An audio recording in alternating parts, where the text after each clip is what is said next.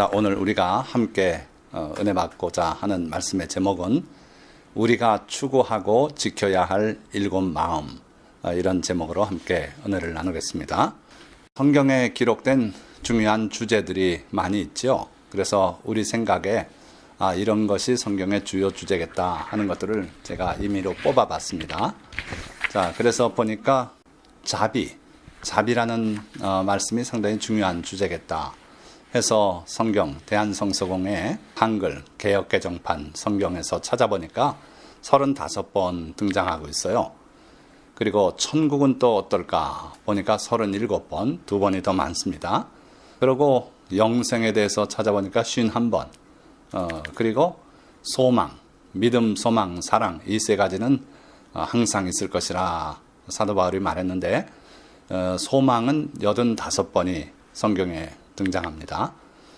반면에 긍휼히 여기는 자는 복이 있나니 하나님은 긍휼하신 분이시다. 남을 불쌍히 여기는 마음, 이게 125회 걸쳐서 등장하고 있죠. 자, 한편 계명이란 단어는 138개 절에 등장하고 있고, 그리고 공의, 우리가 올바르게 살고, 그리고 남에게 하나님의 법도대로 남을 억울하게 하는 일 없이 사는 그 공의가 184회 등장하고 있어요. 자, 그러니까 상당히 많이 쓰이는 개념이죠. 자, 그런가 하면 우리가 가장 중요하게 여기는 믿음이 233회에 걸쳐서 등장합니다. 그러니까 단연 믿음이 매우 중요한 주제겠다 하는 걸 알 수 있겠고, 그 다음에 믿음, 소망, 사랑, 이 세 가지는 항상 있을 것인데 그 중에 제일은 사랑이라고 말씀했으니까 당연히 사랑이 557회에 걸쳐서 단연 1위인 걸 알 수 있죠. 그러면 그 사이에 낀 2위는 뭘까요? 아까 믿음, 소망, 사랑 했는데 소망이 저 밑에 85번 나오고 있어요. 그러니까 소망이 아닌 다른 뭐겠죠? 그게 보니까 율법. 예수님께서도 내가 율법이나 선지자나 폐허로운 줄로 생각지 말라. 폐허로운 것이 아니고 이렇게 말씀하셨어요. 그래서 율법은 구약과 신약에 걸쳐서 항상 중요한 주제가 되고 있다. 이런 걸 알 수 있죠.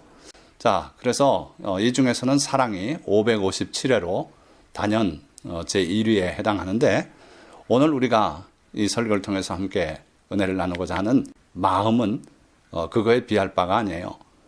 무려 1058개 구절에 마음이란 단어가 들어있어요. 그래서 오늘 우리가 그동안에 깊이 생각하지 못했던 이 마음에 대해서 생각하는 그런 시간을 갖도록 하겠습니다. 성경이 기록하고 있는 말씀의 종류가 1058개 구절이나 되니까 그 중에 종류만 해도 상당히 많지 않겠습니까? 그래서 찾아보니까 새 마음, 부드러운 마음, 긍휼히 여기는 마음, 다 좋은 마음이죠. 하나님께서 이런 마음을 우리에게 주시겠다 그랬어요. 자, 그런 마음이 있는가 하면 굳은 마음, 완악한 마음, 인색한 마음, 이런 마음도 있고요. 또 온유한 마음, 예수님의 마음이 나는 마음이 온유하고 겸손하다 그렇지 않았어요? 그러니까 온유한 마음이 있고 겸손한 마음이 있고 이런 마음들 다 선한 마음이죠. 그런가 하면 간교한 마음이 있어요.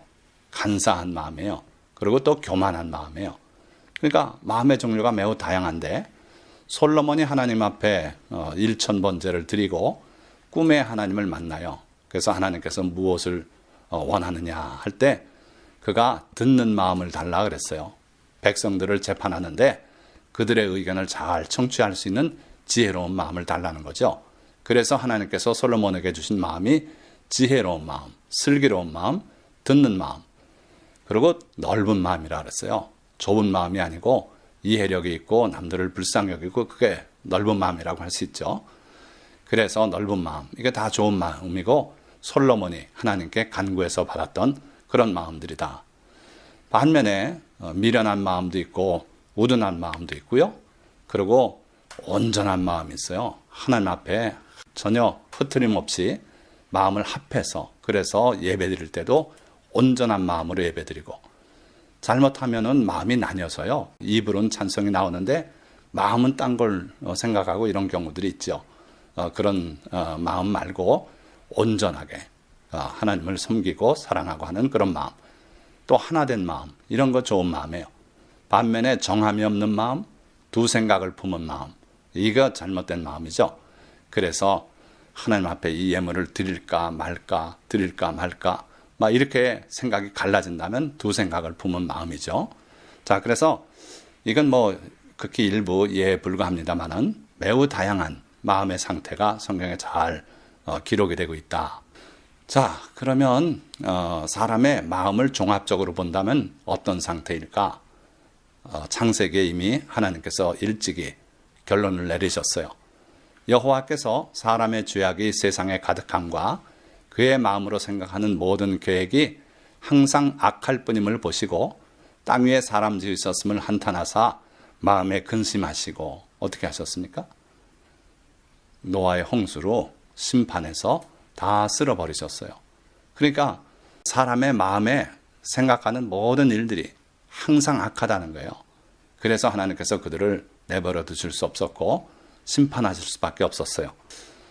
우리 하나님은 중심을 보시는 하나님이시다. 그래서 사람은 외모를 보지만 나는 중심을 본다 하시면서 그 다윗을 왕으로 세우실 때 그 형들의 준수한 외모를 하나님은 다 마다하시고 다윗을 하나님의 기름 부으라 하셔서 이스라엘의 왕으로 세우셨죠. 왜 그랬습니까? 그의 중심을 보셨기 때문이에요. 그래서 우리 하나님은 중심, 즉 우리의 마음을 보시는 하나님이시다. 이걸 우리가 기억해야 되고 그의 눈은 불꽃 같다 그랬어요. 사도 요한이 예수님이 부활하신 후에 부르심을 받고 천국까지 올라가서 예수님의 모습을 뵐 때 그 기록이 항상 3번이나 예수님의 눈은 불꽃 같다 그랬어요. 그러니까 불꽃 같은 눈으로 우리의 심령, 속마음을 뚫어보고 계신 분이 바로 우리 주 예수님이시다 하는 거죠. 어쨌든 이런 하나님 앞에 우리 인간의 마음은 종합평가가 낙제죠. 그래서 항상 악하다. 그래서 심판을 자초하고 말았어요. 그런데 그 하나님께서 인간을 버리고 마셨냐? 아니고 우리에게 약속을 주고 계신데 또 새 영을 너희 속에 두고 새 마음을 너희에게 주되 너희 육신에서 굳은 마음을 제거하고 부드러운 마음을 줄 것이라 그러셨어요. 이게 바로 에스겔 선지자를 통해서 하나님께서 자기 백성에게 약속하신 말씀이에요. 어떻게 하시겠다고요? 새 마음을 주시겠대요. 우리 육신에서 굳은 마음을 제거하시겠대요. 우리에게는 굳은 마음뿐이 없어요. 아주 악하고 완악하고 그런 마음을 하나님이 제거하시고 부드러운 마음을 주시겠다. 그게 곧 새 마음이에요. 그래서 우리 하나님은 새 마음을 우리에게 약속하셨고 그리고 그 새 마음을 실제로 주셨어요. 사무엘상 10장 9절에 사울이 하나님의 택함을 받고 왕으로 세움을 입을 때 그때 얼마나 겸손했는지 왕으로 뽑히니까 도망가서 집더미 속에 숨었어요. 자기는 도저히 왕을 할 사람이 못 된다 이거예요. 그런데 결국 찾아서 백성들 앞에 세우니까 그래도 몸둘 바를 모르고 너무나 겸손하고 순진한 모습을 보였어요. 그때 사무엘 선지자가 예언을 해주고 네가 돌아가다 이런 일이 있을 것이다. 그리고 기회를 만나는 대로 잘 처신해서 왕의 그 책무를 다하라. 이렇게 당부하고 돌려보냈어요. 그런데 그 사울이 사무엘에게서 떠나려고 돌이킬 때에 하나님께서 새 마음을 주셨다 그랬어요. 그래서 그때부터 사울이 용기를 내고 그리고 왕으로 군림할 수 있었던 거죠. 자, 그래서 우리가 보니까 우리의 마음이 우리 자신에 의해서 날 때 어떻게 결정된다든지 또는 우리가 마음 먹기에 따라서 이런 사람이 된다든지 그렇지 않더라는 거예요. 하나님께 구하고 또 하나님께서 선물로 우리에게 새 마음을 주시고 선한 마음, 부드러운 마음, 넓은 마음 이런 마음을 주실 때 비로소 우리는 그런 마음의 소유자가 되고 인물이 된다는 거죠. 자, 그래서 우리 성도가 하나님 앞에 구하고 또 그 마음을 잘 간직해야 될 그런 마음이 뭐가 있을까? 선택하고 구해야 될 마음이 뭐가 있을까 하는 거죠. 결론적으로 얘기하면 하나님이 기뻐하시는 마음을 우리가 하나님께 구하고 또 그런 마음을 소유하고 살아야 된다 이거예요. 또는 하나님을 기쁘시게 하는 마음, 우리가 온전한 하나로 된 그런 마음을 가지고 있을 때 하나님을 기쁘시게 할 수 있지 않습니까? 그런 마음이 우리에게 있어야 되겠다 하는 거예요. 자, 이 사진은 여러분들 대충 짐작하시겠지만 어린 아기들 돌이 됐을 때 돌잡이 용품이에요. 이런 걸 패키지로 해서 파는 회사들이 있더라고요. 보니까 요 사진으로 나온 요 패키지가 14,000 얼마래요. 비싸진 않죠. 자, 그런데 이걸 늘어놓고 아기가 많은 축하객들의 환호 가운데 어느 거 하나를 집으라 그러면 이렇게 해서 뭘 하나 집어들면은 그걸 해석을 하는 거예요. 이게 좋지 않은 거죠. 장례를 점치듯이 하는 거예요. 우리 성도들은 이런 행습을 안 하는 게 좋습니다. 자, 그런데 어떻든 하는 걸 보면 제일 위에 있는 머리가 되라는 거죠. 자, 그 바로 다음에는 축구공이 있습니다. 예전에는 스포츠인들은 별로 인기가 없었어요. 그런데 요즘은 야구 선수도 보니까 많이 봤죠. 모든 그 중요 스포츠의 선수들이 대접을 잘 받아요. 그러니까 우리 자식이 스포츠 스타가 되라. 그런 뜻에서 또 저 공을 잡거나 하면 좋아서 박수들을 쳐요. 아니면은 저 청진기, 의사지요. 의사가 우리 사회에서 좋은 지위를 누리는 건 말할 필요 없어요. 그러니까 저걸 주워들면 야, 우리 아들이, 우리 딸이 장차 의사가 되겠구나. 그러고 환호를 지르고, 아니면 제일 앞에 있는 저 지폐, 물론 저거는 모조품입니다. 그걸 주워들면 또 부자가 되겠구나. 그러고 좋아하지요. 또 가운데 실타래가 있어요. 그걸 주워들면 야, 그래도 뭐니 해도 저 실처럼 수명이 길어서 오래 장수하고 건강하게 살아라. 그래가지고 또 좋아해요. 그렇지 않으면 저 노란 마이크를 주워들면요, 야, 우리 애가 장차 연예인이 되거나 방송인이 되겠구나. 그것도 또 좋다고 생각하는 모양이에요. 아니면 저 연필을 주워들면 야, 우리 애가 나중에 공부 많이 해서 교수가 되거나 학자가 되겠구나. 막 이러면서 이제 해석을 해요. 자, 그런데 하나님께서는 그런 거 말고 이걸 선택하라는 거예요. 자, 내가 너희들 앞에 생명과 사망을 놓았고 또 축복과 저주를 놓았다. 그러니 생명을 택하라. 살기 위해서 생명을 택하고 복을 택하라는 거예요. 하나님의 율법 말씀이 결국 우리 보고 이런 것들을 선택하라고 요구하는 거죠. 자, 그렇다면 오늘 성경에 그렇게 많이 기록된 마음에 관해서도 그게 타고나는 것도 아니고 우리가 마음 먹어서 그런 마음이 생기는 것이 아니라면 우리가 요거를 하나님께 구해야겠다 하고 선택하고 그리고 간절히 구해야 된다는 거예요. 솔로몬처럼. 그래서 1000번제를 드리고 꿈에서 하나님을 만나서 하나님께서 무엇하여 주길 바라냐 할 때 그는 망설임 없이 듣는 마음을 하나님께 구했어요. 그가 미리 선택했고 하나님께 그렇게 기회가 있을 때 구했던 거예요. 그것처럼 성도 여러분들도 어떤 마음의 소유자가 내가 되길 원하는지 스스로 깊이 생각하시고 성령의 도움으로 그 선택을 올바르게 하시고 그리고 주님께 구해야 돼요. 그러면 주님께서 여러분들에게 참 그런 마음의 소유자가 되도록 복을 내려주시고 허락하실 줄 믿습니다. 지혜가 부족하거든 후히 주시는 하나님께 구하라 그랬어요. 야고보서 1장 5절 말씀이에요. 그러니까 지혜뿐 아니라 우리가 선택하는 마음도 하나님이 주실 걸로 믿고 그렇게 구하라는 거예요. 자, 그러면 오늘 제가 7가지 우리가 택하고 하나님께 구하고 또 그렇게 평생을 살아가길 원하는 마음을 소개해 드리려고 그래요. 여러분들도 이런 마음이 합당하다 생각되면 이 마음을 주시기를 하나님께 간절히 구하고 그리고 그런 마음으로 살아가시고 승리하는 여러분들 되시기를 주님의 이름으로 축원드립니다. 자, 첫째는 여호와를 경외하고 여호와를 두려워하는 마음. 이 마음이 우리에게 있어야 돼요. 다른 어떤 것보다 첫째로 우리가 하나님을 두려워할 줄 모르면 하나님을 경외할 줄 모르면 우리의 모든 신앙과 믿음과 모든 헌신도 다 그게 헛돼요. 그래서 하나님을 경외하고 두려워하는 마음을 첫째 하나님께 구해야 된다. 자, 오늘 역대하 말씀도 보니까 그런즉 너희는 여호와를 두려워하는 마음으로 삼가 행하라. 우리가 무엇을 하든지 하나님을 두려워하는 경외하는 마음으로 살아가야 된다. 그런 얘기예요. 그리고 여호와를 경외하는 것이 지식의 근본이거든. 미련한 자는 지혜의 훈계를 멸시하느니라. 여호와를 경외하는 게 바로 모든 지식의 근본이래요. 그러니까 하나님을 경외하는 마음이 없다면 그 사람은 미련한 사람이에요. 지혜가 없어요. 지혜의 근본이 하나님을 경외하는 것이기 때문에 따라서 우리는 무엇보다 먼저 하나님을 두려워할 줄 아는 마음을 주십시오. 그렇게 주님 앞에 구하고 살아가야 될 줄 믿습니다. 자, 둘째는 하나님의 법이 있는 마음이에요. 하나님을 두려워한다면 그 다음에 우리가 실천, 어떻게 살아가야 될 것이냐. 그거는 우리 마음에 하나님의 법이 있어서 그 법을 따라 살아가면 되는 거예요. 그래서 의인의 입은 지혜로우며 그의 혀는 정의를 말하며 그의 마음은 하나님의 법이 있으니 그의 걸음은 실족함이 없으리로다. 우리가 법대로 산다고 해서 그걸로 구원받기는 쉽지 않아요. 왜냐하면 가다가 법을 어기는 일이 있어서 그래요. 그래서 우리는 예수님을 믿는 겁니다. 예수님의 보혈이 우리의 그 허물과 죄를 다 씻어서 하나님의 나라에 들어갈 수 있게 의인으로 세워주시는 거예요.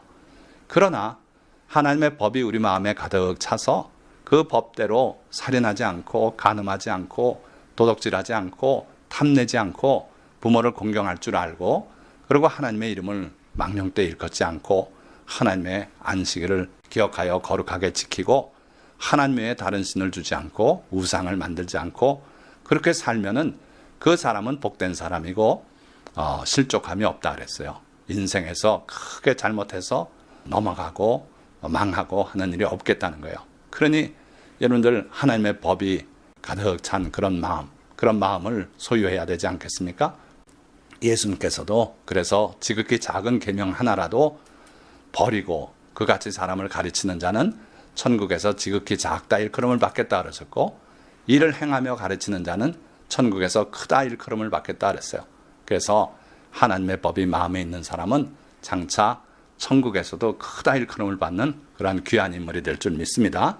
이런 마음을 하나님 앞에 구하는 여러 성도님들이 되시기를 축원드립니다.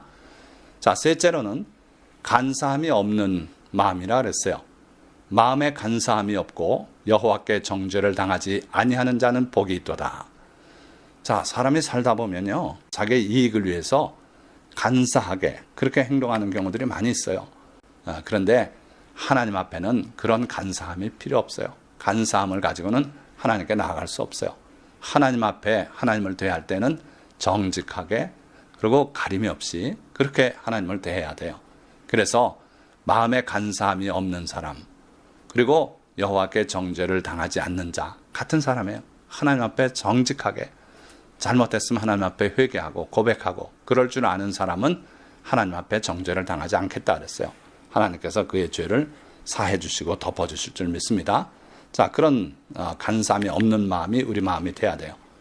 간사함이 없는 사람이 있었어요.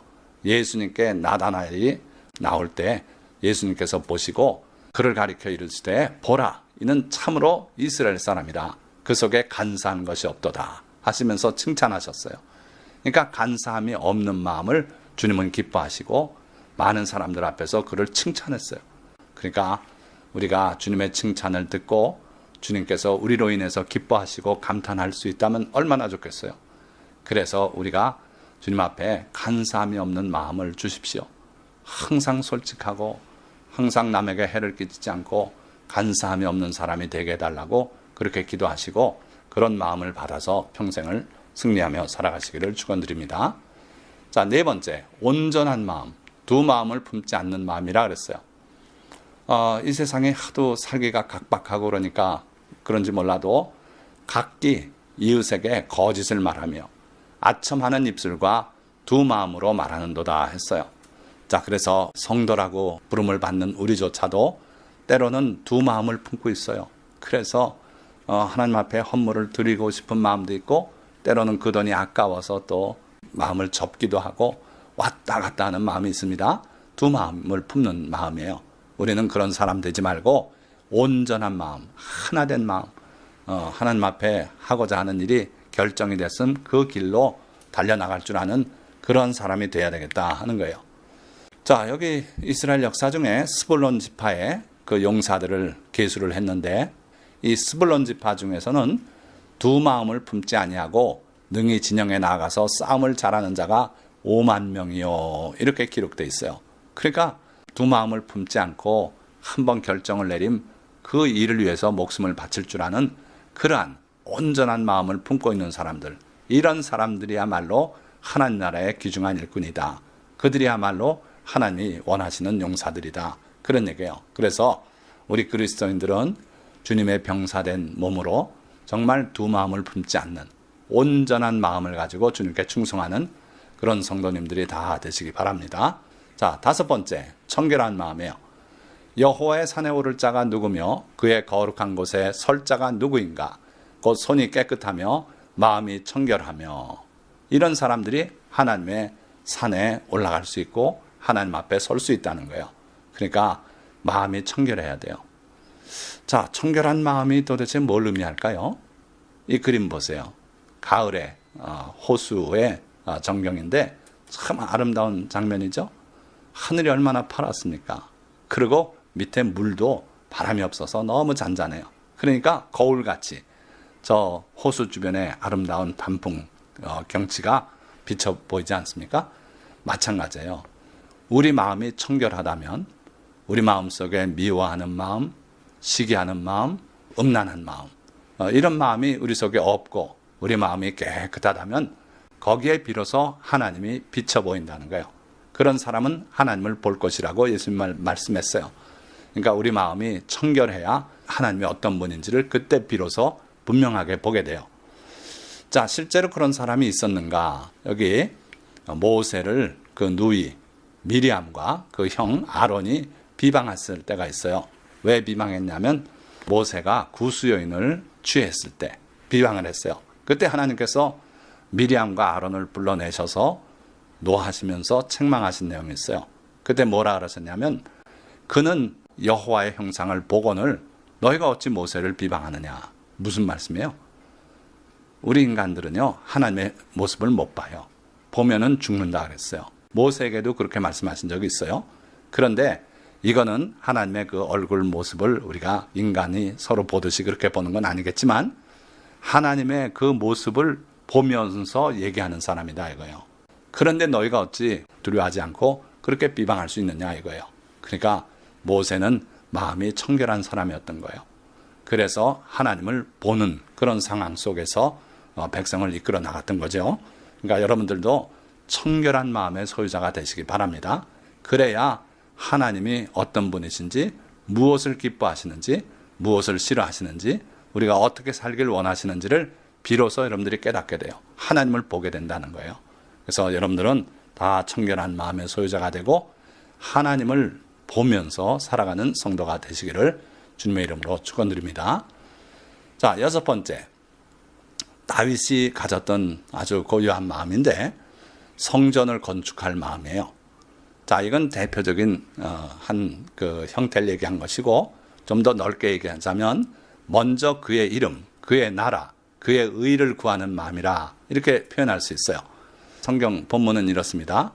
신기하게도 똑같은 한 음절도 틀리지 않게 열왕기상 8장 18절과 역대하 6장 8절에 두 번 기록된 말씀이에요. 뭐라 그랬냐면 여호와께서 내 아버지 다윗에게 이르시되 내가 내 이름을 위하여 성전을 건축할 마음이 있으니 이 마음이 내게 있는 것이 좋도다. 그리고 성전을 건축했습니까? 아니에요. 하나님께서 너는 용사라. 전쟁을 많이 치르고 피를 흘리고 그래서 너는 성전을 짓지 말거라. 내 아들 때에 성전을 건축할 것이다. 그렇게 말씀하시면서 이 말씀을 하신 거예요.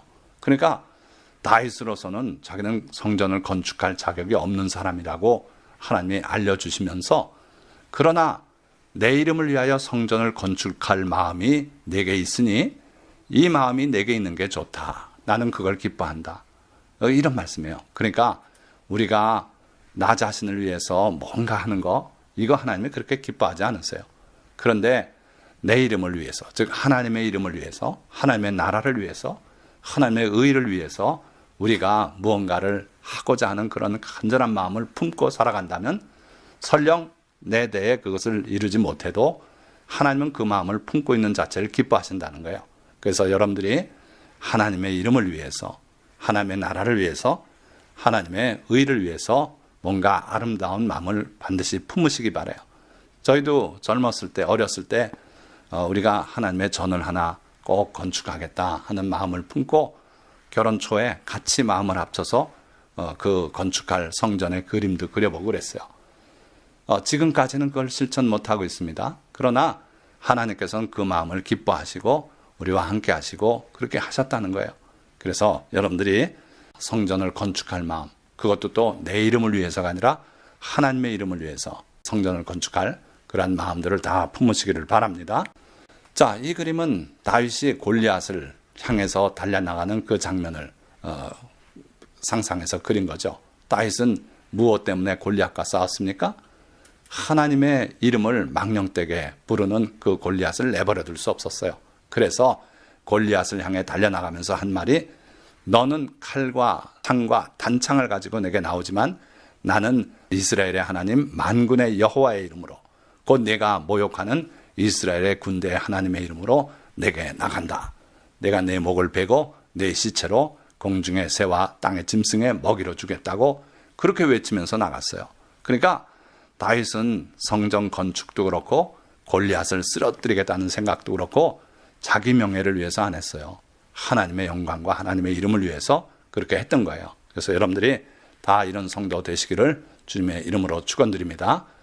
자, 마지막으로 주님을 온전히 따르는 남다른 마음을 여러분들이 하나님께 구하고 그런 마음의 소유자가 되시기를 주님의 이름으로 축원드립니다. 이 마음은 누구에게 있었냐면 가나안 땅을 정탐하러 갔던 12 정탐꾼, 그 중에 갈렙에게 있었던 마음이에요.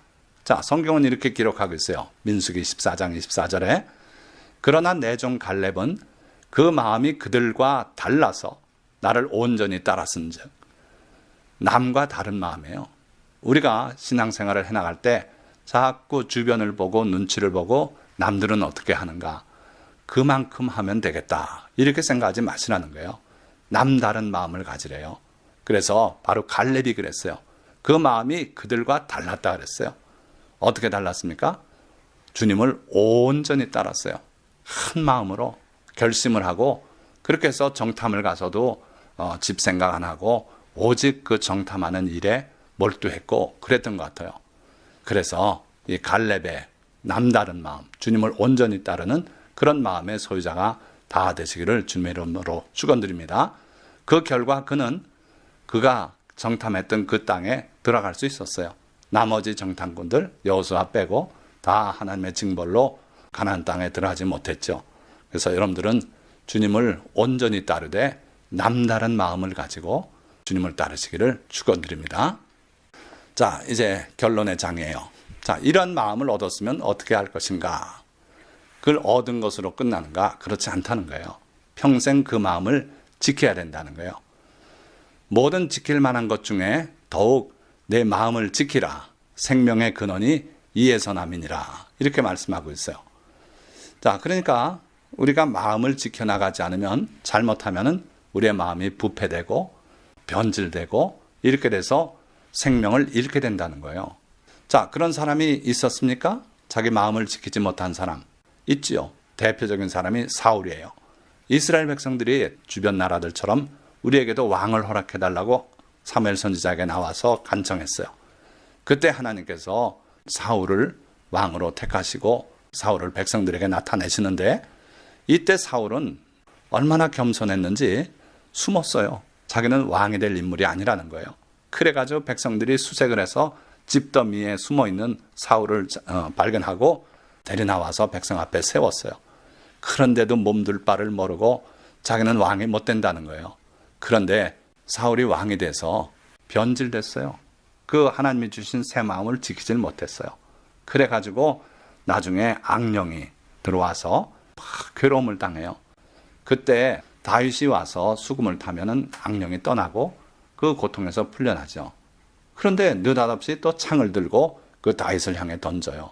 그러니까 이 사울은 완전히 폐인이 됐던 거예요. 왜 그래요? 하나님이 주신 그 새 마음을 지키지 못했기 때문에 그래요. 변질됐기 때문에 그래요. 자, 그 사울뿐만 아니라 또 솔로몬이 그래요. 솔로몬은요, 처음에 왕이 될 때 자기 스스로 자기를 어린 아이라고 생각했어요. 경험이 없었다는 거예요. 정치적 경험이. 어느 날 갑자기 왕이 되니까 이 큰 나라를 통치하는데 어찌하면 내가 바로 해나갈 수 있을까? 겸손한 사람이었죠. 그래서 하나님 앞에 일천번제를 드렸어요. 그런데 하나님께서 꿈에 나타나서 뭘 해주면 좋겠냐? 그때 솔로몬이 구한 것은 듣는 마음을 주십시오. 제가 이 큰 하나님의 백성을 인도해 나갈 텐데 바로 듣고 바로 판단할 수 있게 듣는 마음을 주십시오. 하나님이 기뻐하시고 거기에다 다른 복까지 허락하셨잖아요. 장수도 허락하시고 부귀도 허락하시고 그리고 요구한 대로 듣는 마음, 즉 지혜로운 마음을 허락하셨어요. 그래서 하나님이 솔로몬에게 지혜와 총명을 심히 많이 주시고 또 넓은 마음을 주시되 바닷가에 모래같이 하시니. 그런데 유감스럽게도 이 솔로몬이 그 지혜를 발휘하고 하면서 왕이 돼가지고는 나중에 타락해 나가요. 어떻게 타락했습니까?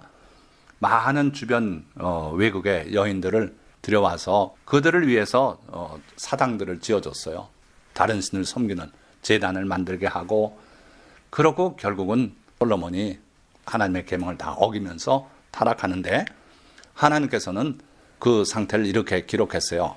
솔로몬이 마음을 돌려 이스라엘의 하나님 여호와를 떠남으로 여호와께서 그에게 진노하시니라. 그래서 2차례나 그에게 경고해서 말씀하셨는데 결국 솔로몬이 듣지 않아서 하나님께서 최종적으로 그 왕국을 쪼개겠다고 말씀하셨어요.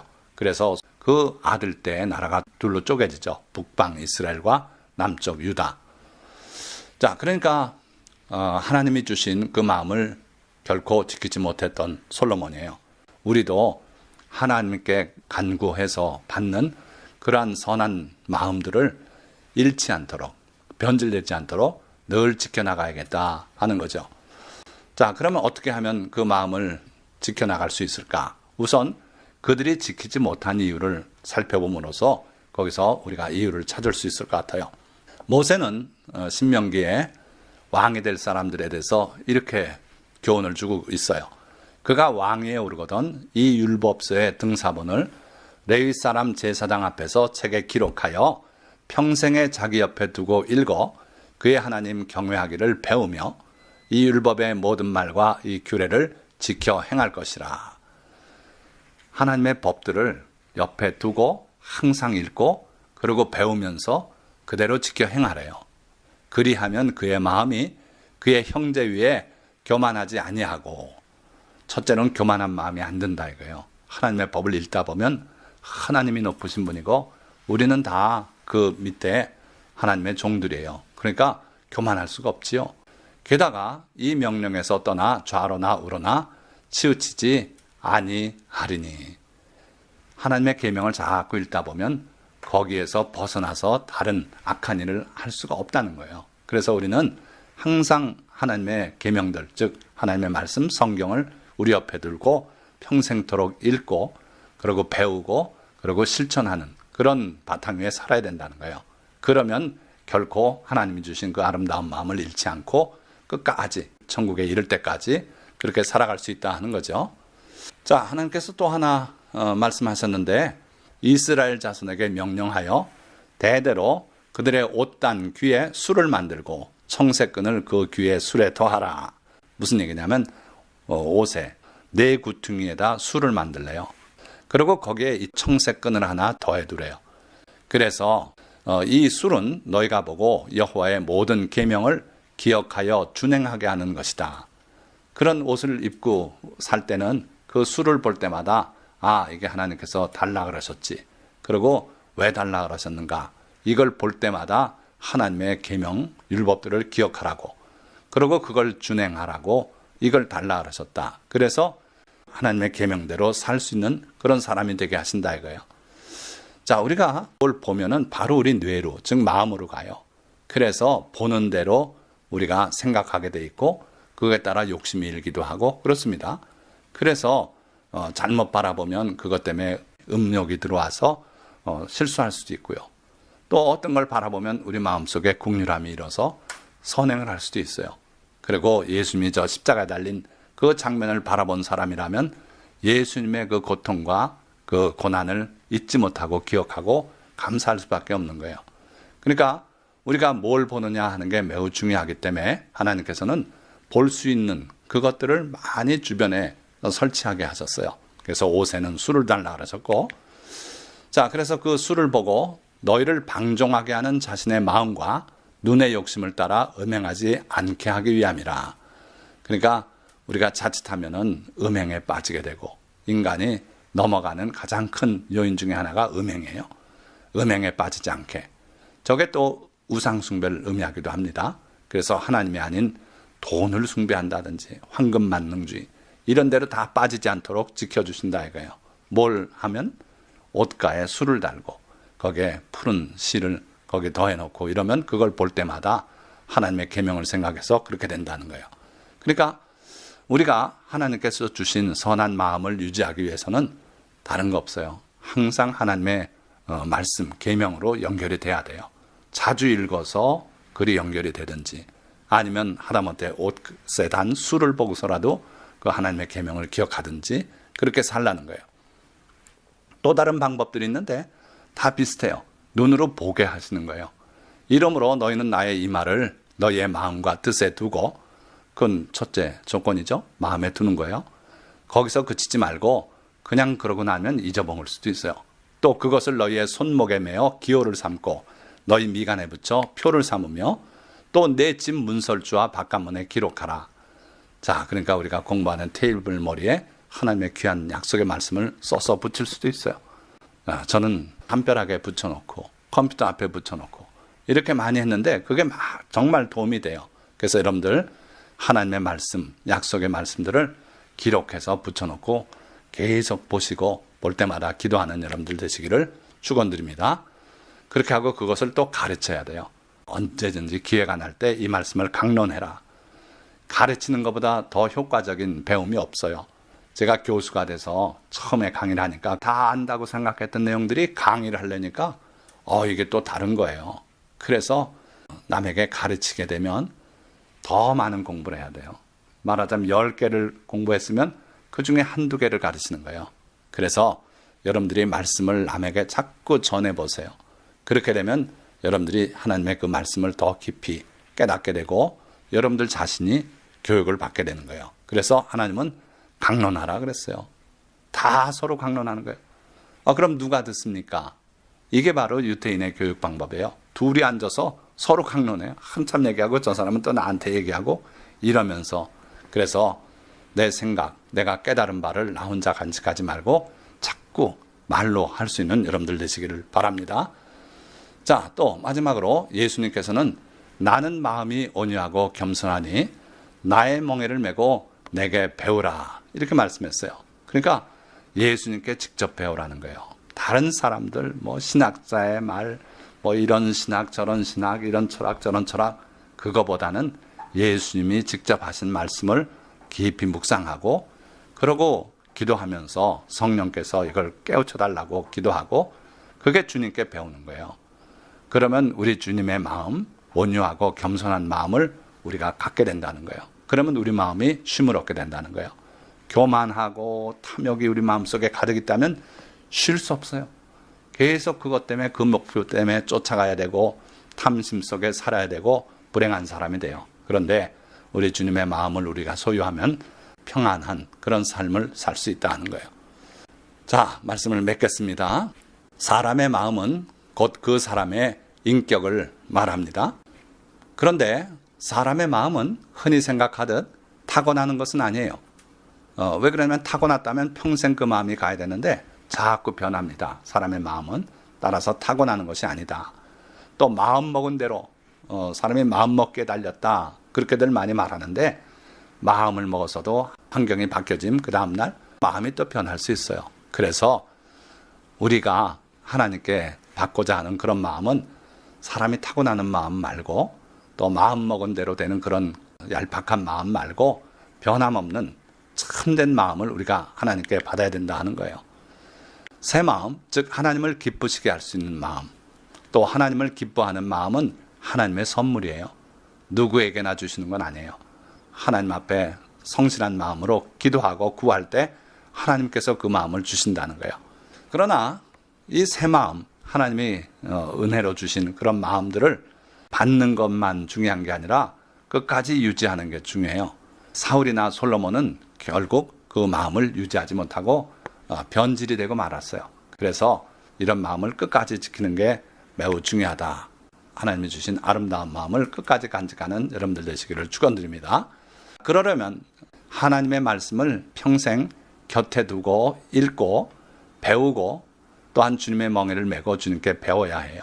그래서 항상 성경 말씀이 옆에 있어야 된다. 그래서 자주 읽어야 된다. 그리고 주님께 기도하면서 그 말씀을 깨닫게 해달라고 간구하고 또 그 말씀대로 실천하고 또 그 말씀을 남에게 가르쳐야 돼요. 강론하라 그랬어요. 그럴 때 그게 우리 것이 되는 거예요. 그리고 주님의 말씀을 써서 주변에 붙여놓고 좌우명으로 삼거나 옷가에 술과 청색끈을 달아 기억하는 것처럼 뭔가 연상케 하는 그런 것들을 우리 주변에 두어서 십자가가 그런 예 중에 하나입니다. 그걸 보면서 예수님의 고난을 기억하고 우리가 새로워지고 하는 거죠. 자, 그래서 오늘 여러분들이 선택하고 간구해야 될 7가지 마음을 소개해드렸고 그 마음을 어떻게 유지해야 될지를 말씀드렸어요. 다 하나님께 아름다운 마음을 받아서 유지하고 승리하는 모든 성도님 되시기를 주님의 이름으로 축원드립니다. 기도하겠습니다.